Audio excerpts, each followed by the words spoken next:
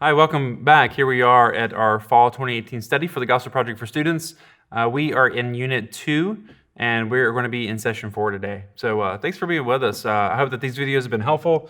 And so Session 4 is God renews His promise. We've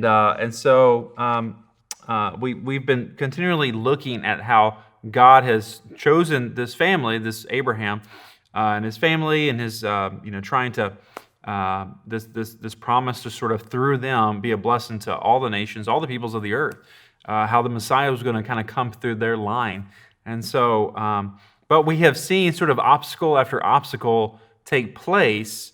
Obviously, they weren't the natural candidates to sort of build a family dynasty because Sarah, was unable to get pregnant, and so we received that. But obviously, God is all powerful. God's the creator of life, and so we see that He blesses them with a child, Isaac, and we see this with Rebecca as well. She was barren, so this is a kind of a constant theme that we see throughout Genesis. The fact that there's one obstacle after another in which, okay, oh my goodness, is the promise going to somehow fail? Is the promise not going to come true? Is there not going to be one that eventually comes and crushes the head of the serpent? And we see every time, no, God continues to keep His promise, despite how unfaithful we can be, despite how we can mess up and maybe not keep our end of the promise. God has made a covenant with us, and He keeps His promises. We see this over and over again. And so we see this here. God's going to renew this promise. We see with Isaac and Rebekah, they eventually do have children, and they end up having twin boys. But these twin boys, are going to be at odds with one another. And so they learn from early on that the older is going to serve the younger, which is completely foreign to the cultural context in which they're from. So this firstborn son, sort of gets the preeminence here. So he, firstborn, that pretty much allows you a special place at the table. You're going to have lots of special rights and privileges as a result of being firstborn. And however, but we see this. This isn't the first time that we're going to see this, but we see this how this firstborn is going to serve the older. So God's going to just kind of challenge this traditional, conventional wisdom of the ancient world. And so anyway, fascinating narrative.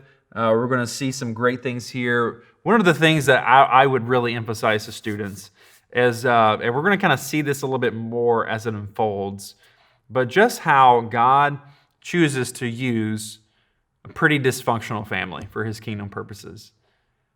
We can all identify with a dysfunctional family, right? Because no families are perfect.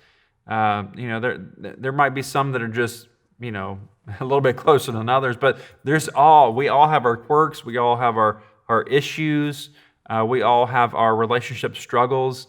Relationships are messy, even inside families. And so, there's no perfect family. We're all sinners trying to live out our life in Christ together, and yet still, we can be quite dysfunctional. And so, I would just emphasize, I would really take some time, elaborate on that. Elaborate on the fact that Isaac obviously showed favoritism towards Esau, how Rebekah showed favoritism towards Jacob. Just favoritism among parents. That's a really bad thing. And how, that there's going to be some drastic consequences that kind of take place as a result of this sort of feud between the two. But God doesn't allow their sin to kind of mess up His faithfulness to keep His promises.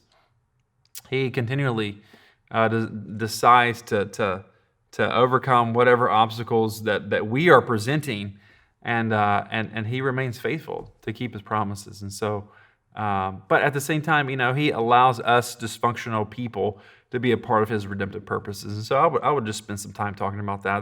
That's a very encouraging thought to me. I don't have to be perfect when I come to God and say, "Hey, God, I don't have to say I got my act cleaned up and therefore I can be used by You." No, He, continually sanctifies me while using me at the same time. And so anyway, just a very encouraging thought, and I think that it's extremely important for students to kind of hear and process as well. So that's all the time that we have, and that concludes our time in Unit 2. We'll see you here next time for Unit 3. Thanks.